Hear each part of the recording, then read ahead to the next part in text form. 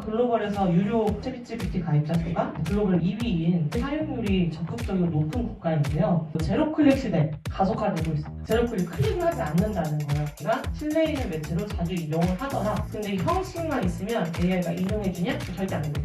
이 안에 있는 내용, 실제 콘텐츠로 퀄리티가 있어야 됩니다.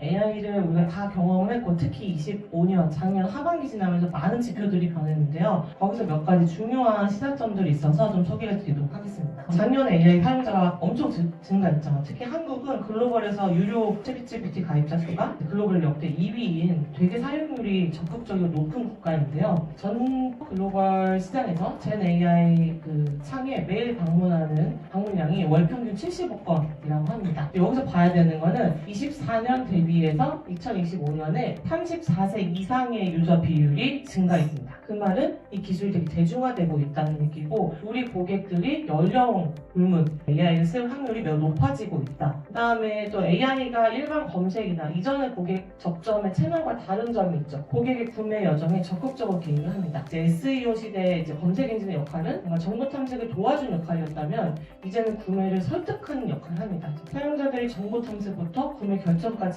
AI랑 이제 채팅을 하면서 하다 보니까 이제 발견부터 검토 고려, 구매 결정까지 이 하나의 대화창에서 결정되는 경우가 많아졌습니다. 그래서 고객 구매 여정을 반영한 채널이기 때문에 AI에 우리 브랜드가 어떻게 나오고 고객에게 어떻게 다가가는지가 너무 중요해졌다.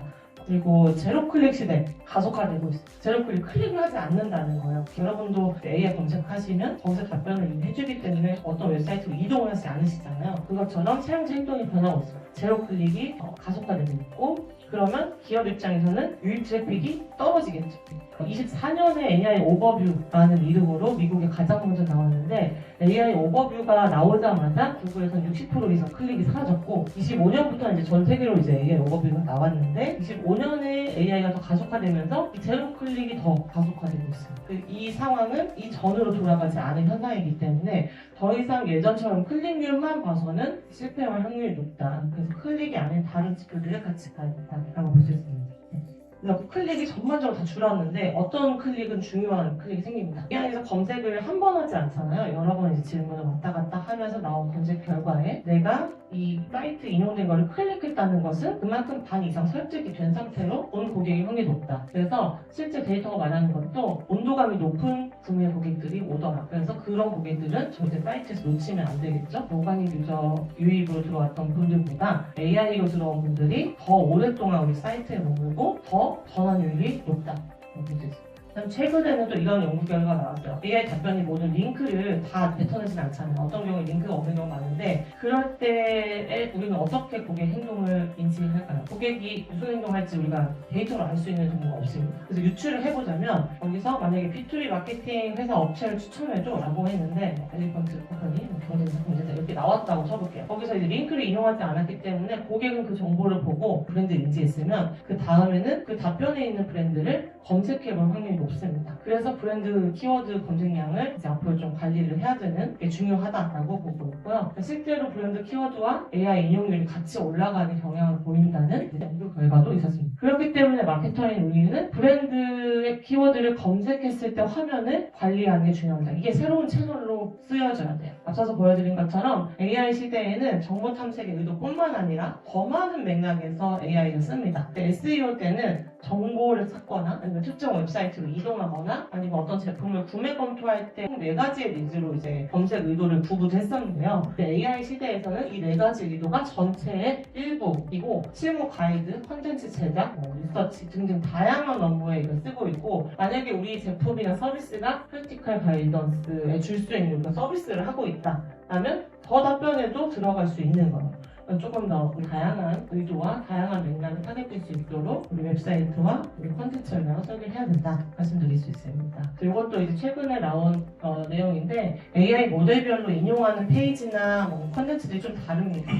이거는 계속 바뀌는 내용이어서 이제 좀 지켜봐야 되는 상황이고요. 중요한 점은 고객이 채팅을 하면 보통 단어로 치는 게 아니라 질문, 문장형, 자연어업 기반으로 검색을 하기 때문에 맥락이 매우 구체적이고 한 번 질문 아니라 연속적으로 이어서 지원을 하기 때문에 이 맥락들이 쌓입니다. 이 쌓인 맥락을 가장 잘 해결하는 웹 데이터를 가져오는 거기 때문에 구체적인 컨텐츠들이 더 성과를 내는 시대가 되고요. 그럼에도 조금 분류를 해보자면 챗GPT와 구글의 AI 모델을 좀 비교를 해봤을 때 가장 많이 인용했던 것은 이제 뉴스, 미디어들, 그러니까 PR이 중요해졌다는 말이 여기서 나옵니다. AI가 신뢰 있는 매체로 자주 이용을 하더라. 이제 뉴스라는 매체를 어떻게 우리가 앞으로 볼 것인가 중요해졌고, 그다음에 두 번째가 리뷰입니다. 사용자들이 올린 후기, 이게 가장 신뢰할 수 있는 정보, 꾸며내지 않은 실제 증거라고 보는 거고요. 그다음에 특정 제품에 대한 제품 정보나 서비스, 비즈니스 서비스는 이런 정보들이 다음으로 인용되고 있습니다. 그 정도만 봐주시면 좋을 것 같고, 우리가 어떤 서비스나 어떤 제품을 제공하는지 따라 어떤 페이지, 어떤 채널에 집중해야 되는지 저희가 좀 달라지겠죠. 우리가 판매할 제품이 이 적합할지, 고객 리뷰를 강화하는 게 적합할지를 맞춰서 콘텐츠를 설계하는 게 중요할 것 같다고 생각하고 있습니다. 네. 그래서 결론을 말씀드리면 마케팅 터널이 아예 바뀌었다. 예전에는 이렇게 깔때기 모양으로 해가지고 유입을 많이 만들고 그 다음에 2차, 3차 마케팅 해가지고 전환을 만드는 방식이었는데 이제는 고객의 여정을 측정할 수 없는 부분들이 좀 많아졌어요. 특히 AI에서 검색한 결과들은 지금 데이터로 볼 수 있는 부분들이 없기 때문에 고객들이 어떤 포인트에서 구매 결정을 내리는지 알기 어렵습니다. 그래서 고객의 의도와 관심사를 우리가 미리 설계해서 그 자리에다 길을 만들어 놓는 게 GEO식의 중요한 전략이라고 볼 수 있습니다.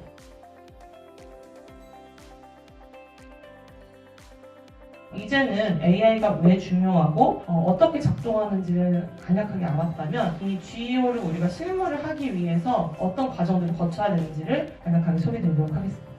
브랜드 엔티티, 우리 브랜드를 이루는 모든 요소, 창업자, 설립 연도, 웹사이트 주소, 그리고 하다못해 대표 전화까지 모든 요소를 일관되게 정의해서 이건 뭐야 라고 코드로 넣어주는 겁니다. 이제 예시로 보시면 브랜드명, URL, 로고 이미지 URL까지도 필수입니다. 설립일, 언어는 어떤 언어인지, 그리고 관리하는 채널 있으면 몇 개인지, 인스타그램, 유튜브, 링크드인 우리가 각각 관리하는 채널도 명시를 해줘야 됩니다. 그래서 이걸 가지고 우리 웹사이트의 모든 페이지들이랑 구조화하는 작업이에요. 그러니까 구조화하려면 그 내용도 있어야 되고 그 내용이 무엇이야 라고 정의하는 구조화된 데이터 마크업도 있어야 된다. 이 구조화된 데이터 마크업이 종류가 500개가 넘어요. 근데 일반적으로 기업에서 써야 되는 것들은 조금 정해져 있습니다. 브랜드는 다 회사가 있죠. 오가니제이션, 이 마크업을 적용해야 되고 제품을 판매한다. 그럼 프로덕트, 우리는 눈에 보이지 않는 서비스를 제공한다. 그럼 서비스, 그런 거 없이 그냥 무형의 1인 기업처럼 한다면 그냥 웹페이지 이런 식으로 우리가 실제로 제공하는 서비스와 맞는 그 마크업을 적용하는 것이 제일 중요합니다. 그 다음에 추가적으로 할 수 있는 거는 우리 창업자가 전문성이 있다거나 우리 팀에 박사님들이 많다거나 하면 그 펄슨 스키마를 써가지고 전문성들이 있는 도메인임을 명시를 해주는 거고요. 그 다음에 AI 시대에 FAQ 형식을 써야 된다. 이 많이 들어보셨나요 혹시? 그런 얘기가 많은 이유가 이 FAQ라는 스키마가 묻고 답하는 그런 형식이 가장 맞는 스키마이기 때문입니다. 그리고 만약에 우리가 미디어라면 뉴스 아티클이라는 스키마를 써서 우리가 이런 그 콘텐츠들을 가지고 있는 도메인이냐 라는 내용을 AI에게 쏴주는 그런 역할을 합니다. 그 다음에는 이제 아까 말씀드렸던 지식그래프의 개념이 나와요. 이제 온사이트, 우리 웹사이트는 우리가 컨트롤할 수 있기 때문에 제일 쉬워요. 제일 필수적이고. 남이 말하는 걸 고칠 수가 있나요? 고칠 수가 없어요. 그래서 온사이트만 했던 시대는 오히려 난이도가 쉽습니다. 근데 오프사이트는 우리가 통제를 못하기 때문에 이걸 어떻게 할 수 있냐? 지식 그래프를 형성하는 겁니다. 우리가 뭘 질문했으면 여기서 질문에도 이제 여러 가지 요소들이 있을 거잖아요. 아까 더마 코스메틱? 이라고 물어보셨을 때 더마 코스메틱이라는 것의 그 의미관의 뭔가 관계성을 분석해서 이거를 가장 잘 연결해서 설명하고 있는 브랜드 혹은 개념어들의 연결고리를 이제 지식그래프라고 합니다. 그 지식그래프 중에서 가장 잘 연결고리가 되어 있는 브랜드를 꺼내서 답변을 다 해주는 그런 로직인 거죠. 그래서 웹세상에 분포된 엔티티, 이 개념들을 하나로 모아가지고 이런 노드 형태, 보이진 않지만 실제로 표현하자면 이런 구성입니다. 이런 것을 이제 지식 그래프라고 부르고 브랜드와 연결된 지식 그래프를 많이 만들고 단단하게 만들수록 AI 인용이 잘 되는 그런 로직으로 보시면 되겠습니다. 다음 있는 것들은 이 네 가지입니다. 우리 PR 미디어, PR 하실 때 어떤 언어를 쓸지 우리가 정하죠.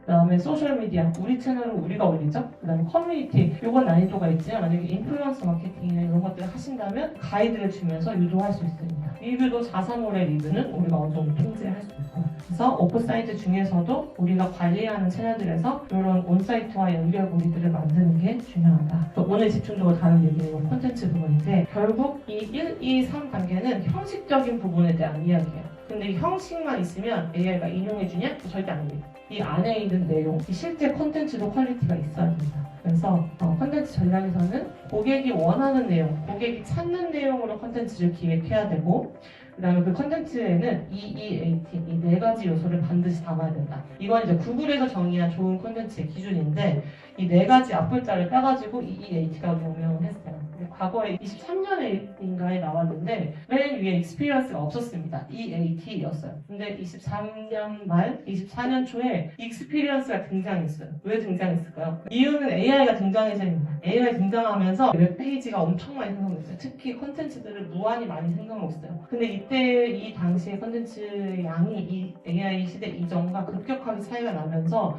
경험이 없는 글들이 너무 많이 생성됐습니다. 빅토리 마케팅 이런 글들을 이전에 많이 클릭을 만들기 위해 썼다면 모두가 그런 글들 쓰는 거죠. AI가. 그래서 독창적인 너만의 경험, 관점이 없으면은 인용을 하지 않겠다. 그러니까 검색 엔진 순위에서 떨어뜨리겠다 해서 이때 알고리즘이 한번 많이 바뀌었습니다. 그리고 나서 AI가 보는 기준도 이 EEAT를 적용을 합니다. 이거는 컨텐츠를 쓰시는 분들이면 너무너무 중요한 개념이고요. 사실 정성적인 개념이지만 본질 알면 똑같아요. 많이 쓰면 우린 좀 다르게 쓰자라는 말이에요. 그래서 그런 부분들을 살리는 게 이제 우리의 성과를 높이는 길이기도 합니다. 네.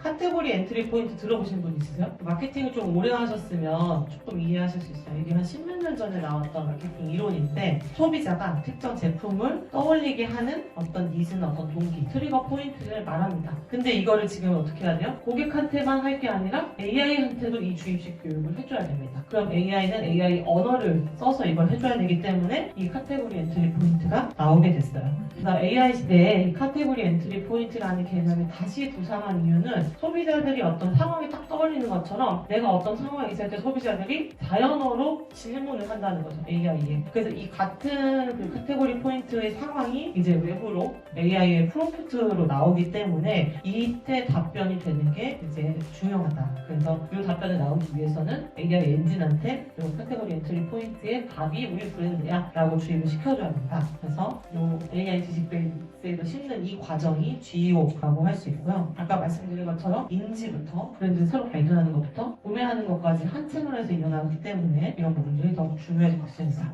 그래서 옛날에 SEO 시대나 컨텐츠나 마케팅이나 모든 그 컨텐츠 쪽에 마케팅 활동을 할 때 우리가 했던 방식이 고객의 문제 상황을 정리하고 우리가 그거를 해결할 수 있다고 제시하다. 이거에 이제 등호를 맞추는 일이라고 이제 정의할 수 있는데, 특히 컨텐츠 쪽에서는 이런 프레임이 되게 중요했습니다. 프로블럼과 솔루션 정의하고 얘를 잇는 과정인데요. AI 시대에는 얘를 조금 더 구체적으로 카테고리 엔트리 포인트라는 이 개념을 적용해서 고객의 문제 상황을 구체적으로 정의해 본 다음에 그때를 우리가 해결할 수 있다라고 이제 붙이는 과정이 필요합니다. 이게 이제 하나의 페이지 혹은 전체 사이트에 스토리텔링이 계속 되어야 되는 거고요. 제가 하이라이트하는 이 부분이 키 포인트입니다. 고객의 문제 상황을 정리하려면 고객에 대한 정의가 반드시 필요합니다. 누군지, 그 다음에 그 누구라는 사람의 어떤 문제인지, 이 두 가지를 구체적으로 정의하는 게 중요하고요. 그 다음에 두 번째, 이 문제를 정의했으면 해결책을 제시를 해야 되는데 해결책을 제시하는 게 우리 브랜드다 라고 설득을 해야 되는 겁니다. 그래서 이 메시지 전략에서는 우리가 점유하고 싶은 고객 상황이 무엇인지, 우리가 가지고 있는 그 영역은 무엇인지 정의하고 고객의 어떤 문제를 해결하는지도 명시해주고, 그리고